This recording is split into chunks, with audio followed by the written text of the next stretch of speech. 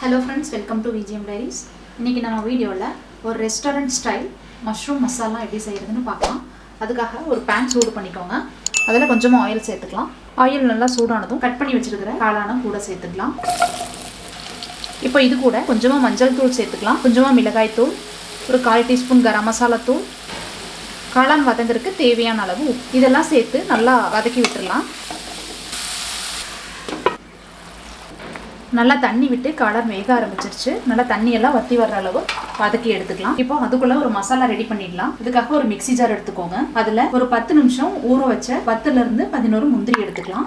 அது கூட கொஞ்சமா மல்லி இலை, கொஞ்சமா புதினா இலை, ஒரு மீடியம் சைஸ் தக்காளி இதையெல்லாம் சேர்த்து நல்லா நைஸா அரைச்சு எடுத்துக்கலாம்.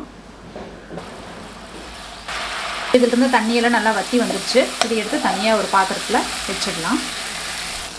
இப்போ அதே பேன்ல இன்னும் கொஞ்சம் ஆயில் சேர்த்துக்கலாம்.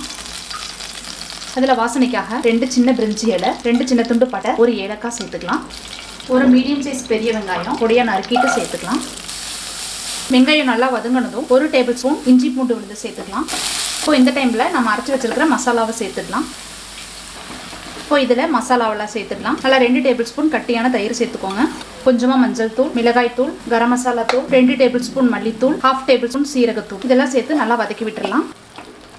இது கூட 1 table spoon Kashmiri red chilli powder சேர்த்துக்கிறேன். இது ஆப்ஷனல் தான், நீங்கள் தேவைப்பட்டால் சேர்த்துக்கோங்க.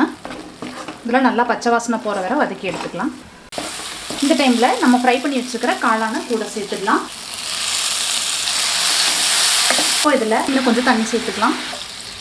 இப்போ இந்த டிஷ்ஷுக்கு தேவையான அளவு உப்பு சேர்த்துக்கலாம். மூடி போட்டு நல்லா கொதிக்க விட்டுடலாம். இப்போ இது கூட கொஞ்சமாக கசூரி மேத்தி சேர்த்துக்கலாம்.